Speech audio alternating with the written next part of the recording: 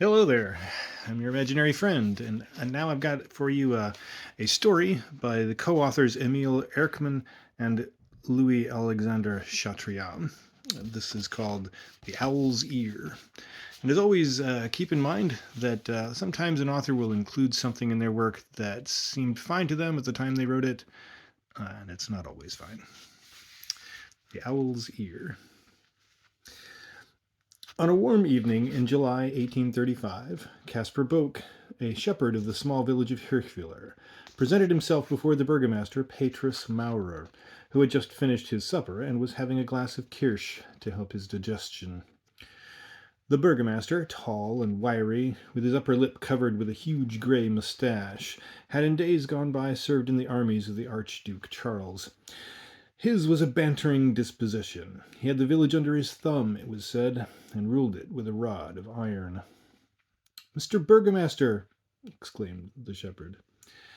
But Petrus Maurer, without waiting for the end of his speech, frowned and said to him, "Caspar Boek, start by removing your hat, remove your dog from the room, and then speak clearly, intelligibly, without stammering, so that I can understand you."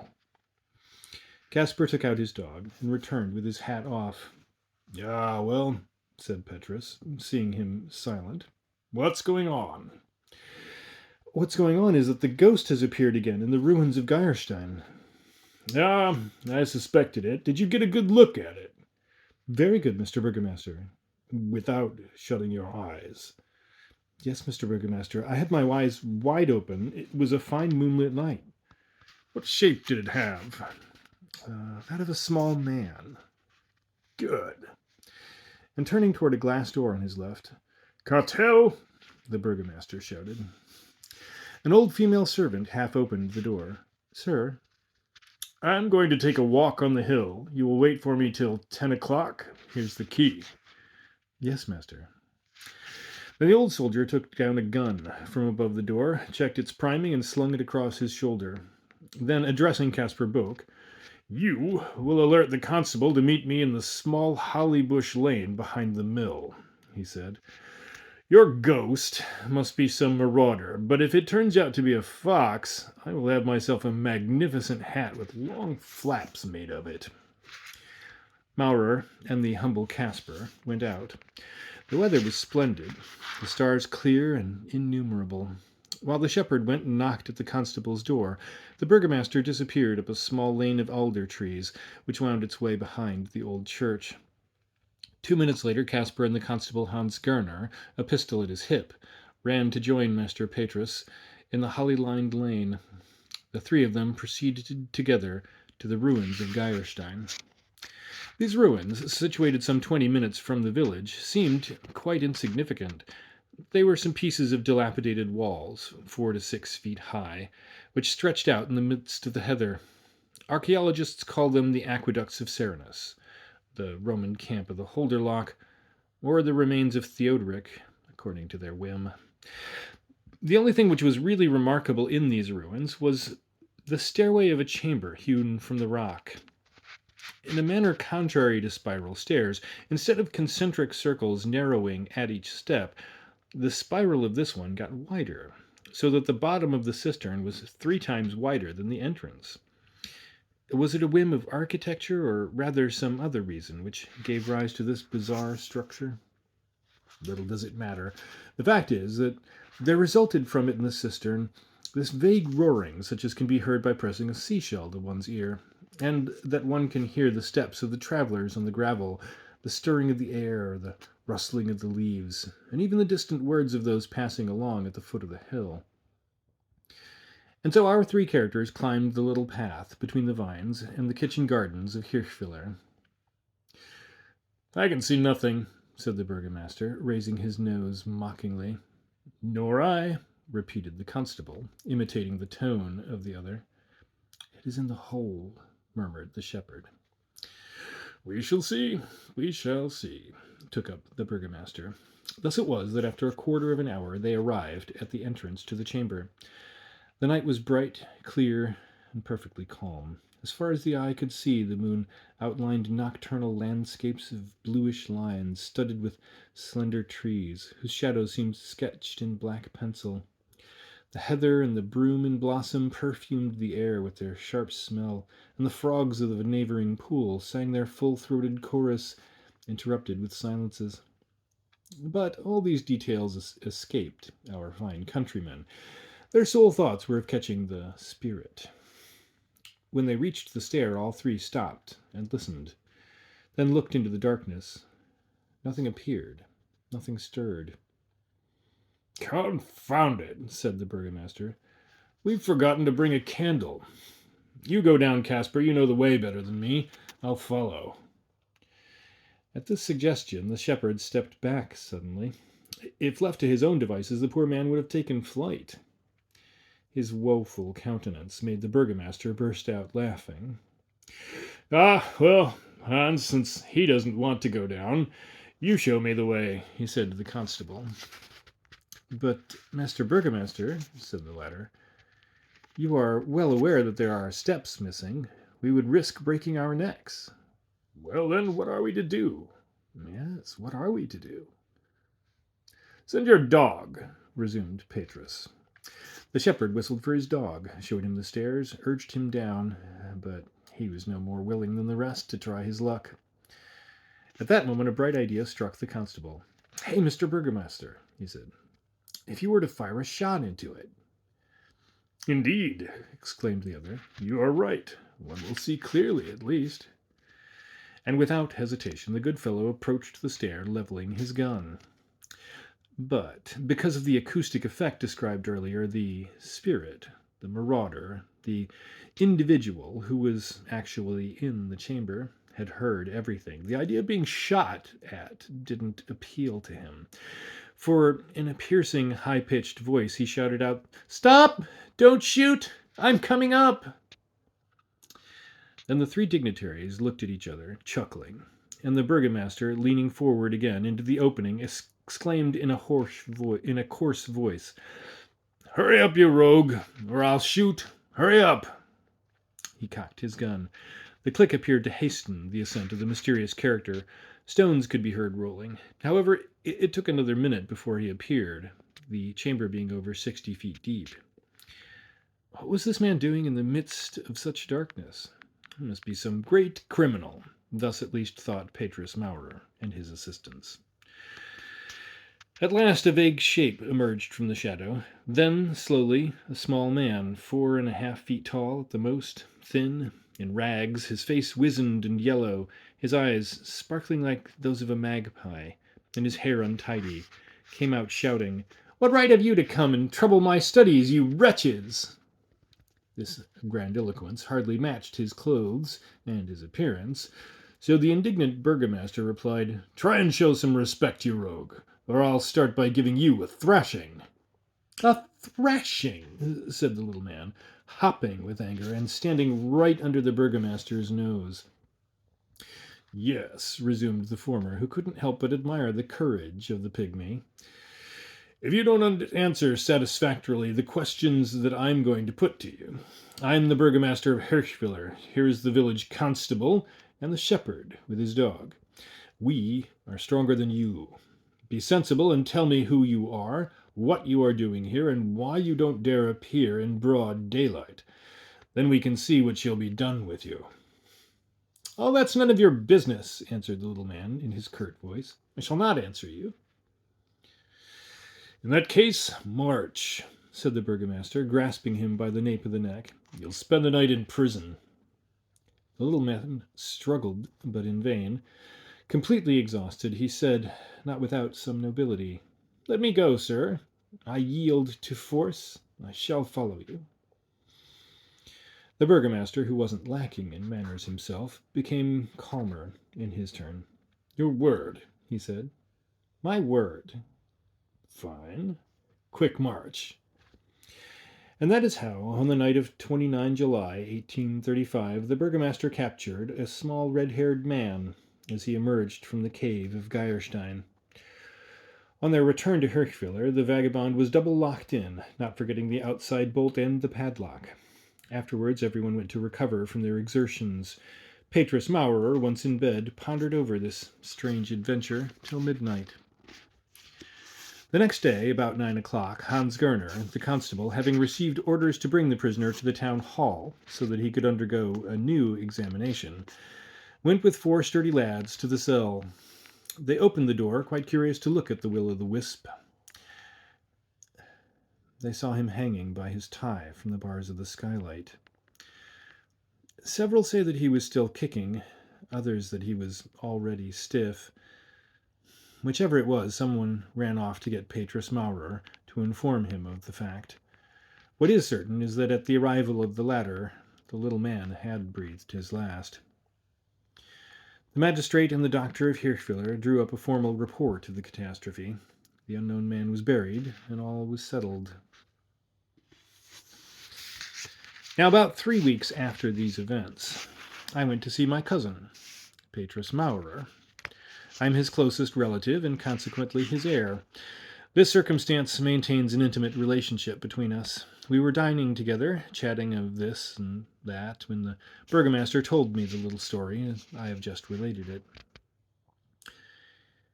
"It's strange, cousin," I said to him. "Really strange. And you have no other information on this unknown man?"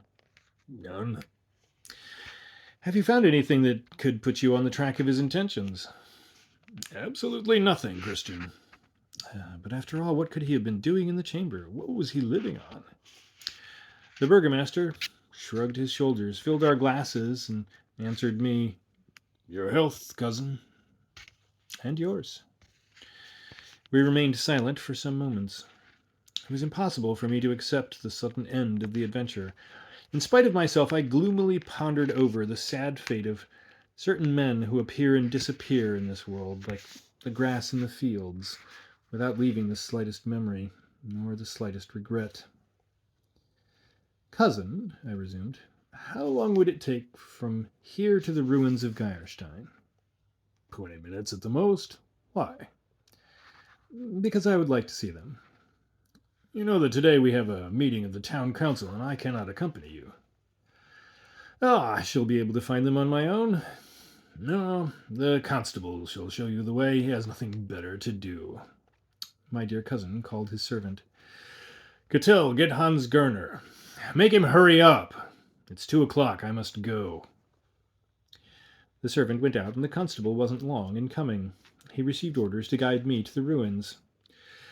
While the burgomaster was making his way solemnly to the council chamber, we were already going up the hill. Hans Gerner pointed out the remains of the aqueduct. At this point, the rocky ridges of the plateau, the bluish distances of the Hundsruch, the dismal dilapidated walls covered in dark ivy, the tolling of the bell of Hirschwiller summoning the dignitaries to the meeting, the constable panting, clinging to the brushwood. It took on in my eyes a sad, harsh hue. It was the story of this poor hanged man which stained the horizon. The stairway to the chamber appeared very strange, its spiral elegant. The prickly bushes in the clefts of each step, the deserted appearance of the surroundings, all were in harmony with my sadness. We descended. Soon the bright port of the opening which seemed to grow narrower and narrower, and to assume the form of a star with curved rays, alone sent us its pale light. When we reached the bottom of the chamber, what a superb view awaited us of those stairs lit up underneath, throwing their shadows with wonderful regularity. And then I heard the buzzing which Petrus had told me about. The huge granite conch had as many echoes as stones. "Since the little man, has anyone come down here?" I asked the constable. No, sir. "The peasants are afraid. They think that the hanged man will return." "And you?" Me. "I'm not curious." "But the magistrate, his duty was... What would he be doing in the Owl's Ear?" "They call this the Owl's Ear?"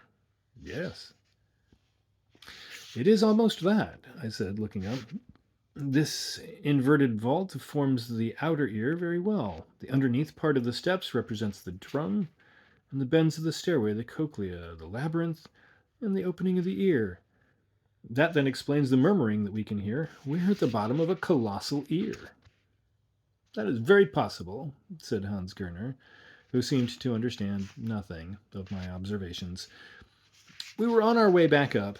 I had already taken the first steps when I felt something snap beneath my foot. I bent down to see what it could be, and I noticed at the same time a white object in front of me. It was a sheet of torn paper. As for the hard matter that had been pulverized, I recognized a sort of pot made of glazed stoneware. Ho, I said to myself, this will be able to throw some light on the burgomaster's story for us. And I joined Hans Gorner, who was by now waiting for me at the curb of the cistern. Now, sir, he shouted to me, where would you like to go? First of all, let us sit down a little. We shall see presently. And I found a place on a large stone, while the constable let his hawk-like eyes gaze all around the village to discover marauders in the garden, if there were any. I carefully examined the stoneware vessel, of which no more than a fragment remained. This fragment took the shape of a funnel, lined with down on the inside. It was impossible for me to make out its purpose. Next, I read the piece of paper, which was written on in a very steady hand. I transcribe it here according to the text. It seems to be a continuation of another sheet, for which I have since searched in the vicinity of the ruin, but in vain. My micro-earth trumpet has therefore the double advantage of multiplying ad infinitum the intensity of sounds, and of being able to fit in the ear, which in no way impedes the observer. You cannot imagine, my dear master, the charm that one feels on hearing these thousands of imperceptible sounds which on fine summer days blend into one mighty buzzing. The bee has his song like the nightingale, the wasp is the warbler of the mosses, the cicada is the lark of the tall grasses. In this the mite is the wren. It has only a sigh, but this sigh is melodious. This discovery, which from the sentimental point of view makes us live the life of universal nature, surpasses in its importance all that I could say about it. After so many sufferings, privations, and worries, how happy it is in the end to gather the rewards of our labors. With what leaps the soul rises up to the divine author of these microscopic worlds, whose splendor is revealed to us. What then are these long hours of anguish, hunger, scorn, which overwhelmed us in the past? Nothing, sir, nothing. Tears of gratitude wet our eyes. One is proud to have bought through suffering new joys for humanity, and to have contributed to its improvement. But however vast, however admirable are the first results of my micro-ear trumpet, its advantages are not limited to that alone. There are others more positive, more material in some respects, and which can be translated into figures. Just as the telescope causes us to discover myriads of worlds, completing their harmonious revolutions in the infinite, so too my micro-ear trumpet extends the sense of hearing beyond all the limits of possibility. Thus, sir, I shall not stop at the circulation of the blood and vital fluids in the living body. You hear them running with the impulsiveness of cataracts. You perceive them with a distinctness which terrifies you. The slightest irregularity in the pulse, the lightest obstacle, strikes you and has on you the effect of a rock against which breaks the waves of a torrent. It is undoubtedly a tremendous conquest for the development of our physiological and pathological knowledge. But it is not on this point that I insist. By pressing your ear to the ground, you hear the hot springs surging at immeasurable depths. You assess their volume, the currents, the obstacles. Would you like to go any further? Enter an underground chamber, sufficiently large to pick up a considerable quantity of sounds. Then, at night, when all is asleep, when nothing disturbs the inner sounds of our globe, listen. Sir, all that it is possible for me to tell you at present, because in the midst of my abject misery, my privations, and often my despair, I have only a few lucid moments left to gather together geological observations. All that I can assert for you is that the bubbling incandescent lava, the glow of boiling substances, is something terrifying and sublime, which can only be compared to the impression of the astronomer sounding the endless depths of the universe with his telescope. However, I must admit that these impressions need to be studied further and classified methodically, so as to draw from them fixed conclusions. Consequently, as soon as you condescend, my dear and worthy master, to send me at Neustadt the small sum that I ask to provide for my basic needs, we shall see that we agree with a view to establishing 3 subterranean observatories, one in the valley of Catania, the other in Iceland, and the third in one of the valleys of Capac Uren, Sangay or Cayambre Uren, the deepest of the Cordilleras. And as a consequence, here the letter stopped. I was dumbfounded. Had I read the ideas of a madman, or rather the fulfilled inspirations of a genius? What was I to say, or think? Thus this man, this wretch living at the bottom of a den like a fox, dying of hunger, had perhaps been one of those chosen people whom the Supreme Being sends to earth to enlighten future generations. And this man had hanged himself out of disgust and despair. His request had not been answered when he only asked for a piece of bread in exchange for his discovery. It was horrible. A long time, a very long time, I stayed there, dreaming, thanking heaven for having limited my intelligence to the everyday needs for life, for not having wanted to make myself superior to the common crowd. Finally, the constable, seeing me staring, my mouth wide open, ventured to touch my shoulder. Mr. Christian, he said to me. Look, it is getting late. The burgomaster must have returned from the meeting. Oh, that's right, I exclaimed, crumpling up the paper. On our way. We climbed down the hill again. My worthy cousin received me, his face beaming, on the threshold of his house. Well, well, Christian, have you found anything of this idiot who hanged himself? No. As I suspected. He was a madman who escaped from Steffensfeld or elsewhere. Indeed, he did well to hang himself. When one is good for nothing, it's the simplest thing. The following day I left Hirschwiller. I shall never go back.